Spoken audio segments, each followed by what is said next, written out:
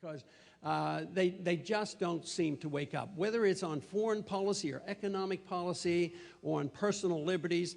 I had an interview the other day. It was in Houston, and it was done by a person I consider an ultra-conservative, not libertarian. So we did a little interview on TV, and his biggest beef, and one of the things he really wanted to talk about, was the stupidity of the drug war. And I thought, well, this is great. He all of a sudden realized, and it used to be that, oh, you know, if you're conservative, you can't suggest that there's been some intimidation with the drug war. And yet, all of a sudden, you know, people are starting to talk about this. You know, if the people weren't way ahead of the Congress in Washington on this, I couldn't possibly have been elected. Because, you know, both Republicans and Democrats each spent over $1 million apiece when I was trying to run for Congress in '96, when I came back. They spent money, and the main attack was, you know, he doesn't even believe in the federal war on drugs. But you know what? The people listened to my explanation, and I said, well, I can't stand the drugs, and I don't like this, but I care about civil liberties, and I think the war on drugs is a lot worse than the drugs themselves. But people responded in a positive way. And I think that's what's happening today. I think they're going to respond and are currently responding to finally hear somebody say, you know, we don't have to go to war continuously, and we don't have to bleed. There are other options. We can actually talk to people, and we can actually say to the world, you know what? We don't have to threaten Iran with a nuclear first strike.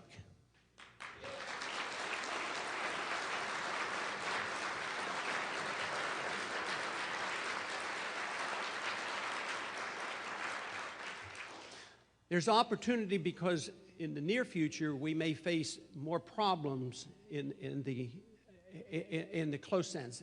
And that is, if financially we get into difficulties, much more so than we are today, I think the underpinnings of our economic system have been eroded.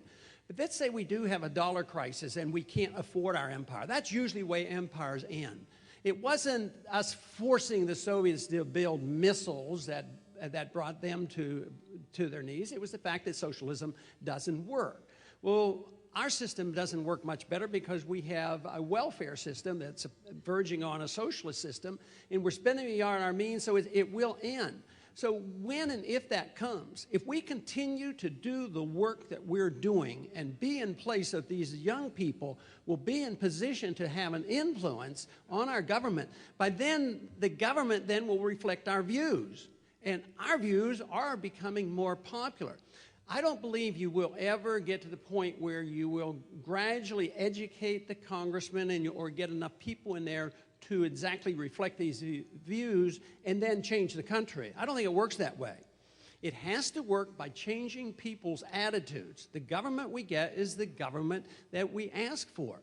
And right now, I see a tremendous opportunity for the views of liberty and to restore the Constitution, to restore the ideas of limited government, to restore the notion that markets work well, and that's how we can take care of people. You know, how many candidates now are jumping on the bandwagon about national health care? You know, in the last 30 years, essentially, government's been involved, or even longer, the government's been involved in national health care. It keeps going downhill. It costs more money, less people have access to it, and the costs are skyrocketing. So every time this is noticed, they say, well, we need more government. Has it ever dawned on them that possibly we have some flaws in our medical system because the government's involved in the medical system and we need to get the government out of the medical care system?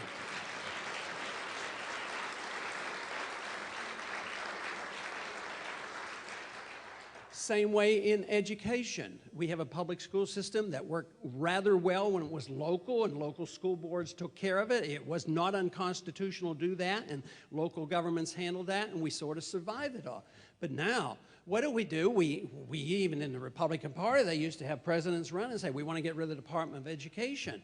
Oh, but now what we do, we get Republicans in, we get control of the House, we get control of the Senate, and we double the size of the Department of Education. And then they wonder why the quality of education goes down. To me, the most important thing in our efforts is to understand how important individual liberty is. So many people come up and we'll get questions, and quite possibly even on Tuesday, we'll get questions and say, well, what do you think about this group's rights, minority rights, gay marriage, all these things. And you know, as far as I'm concerned, as far as all of us should be concerned, is, you know, we don't have to worry about that. What we should worry about is individual rights. Everybody has a right to their life and a right to their liberty.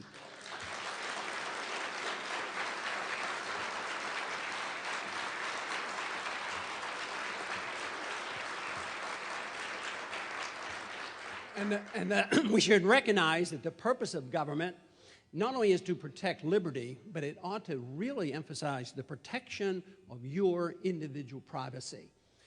Unfortunately, today, government is designed to invade your privacy and protect the secrecy of government, and we need to turn that around.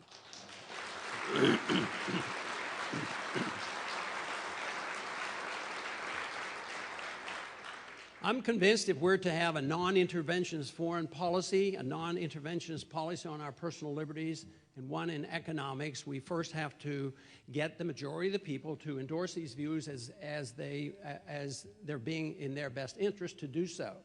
That, I believe, is coming. There's every reason to recognize that individual liberty is something that we cherish, something that we have had a taste of, something our country has benefited from, and something that we may lose if we're not careful. But our numbers are growing. There's reasons not to be despondent. I think we are so much better off than the Soviet system and the Russians and other countries. When they collapsed, they did not have the same traditions about private property ownership and limited government. We have at least a history of that. And this is the reason that I'm more optimistic that even in the midst of a crisis, we should come out of this much better. But in the meantime, if we want to do a good job, I think the immediate thing that we ought to do is have a president that probably the day after he's sworn in, that he would say, at least in Iraq, no more patrolling the streets of Iraq, no more playing policeman.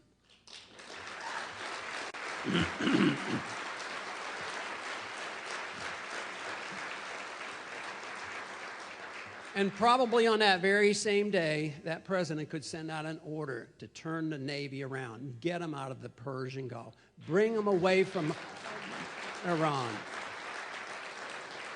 And then tell the American people that they ought to think about everything that we have done around the world over these many, many decades. We ought to look at it as if somebody else had done it to us. What if the Chinese had their Navy in the Gulf of Mexico? And what if they had troops on our soil? How would we react? Do you think we would take advantage of our Second Amendment and do a little shooting?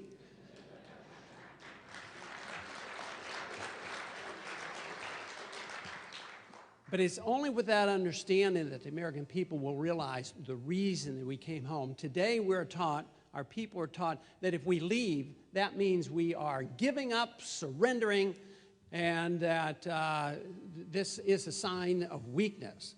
Well, I don't know. It seems to me that a sign of strength might be the willingness to admit a mistake, that we went in the wrong direction, and that we change our direction and do the right thing.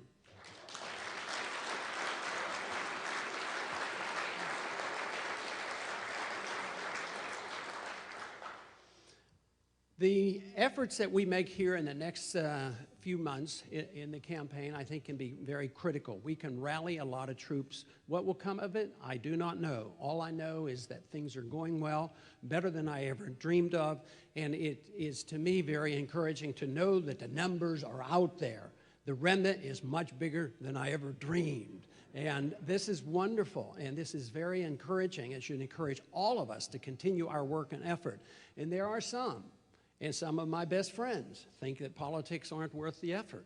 But education, as far as I'm concerned, is the most important. Some will work just in education, some will work in politics, and some will work in both, and some will always make the effort. But ultimately, the true test is changing the people's mind, to be convinced that America has been a great nation, we can be a great nation, but the emphasis always has to be on the protection and the emphasis on individual liberty. I thank you very much.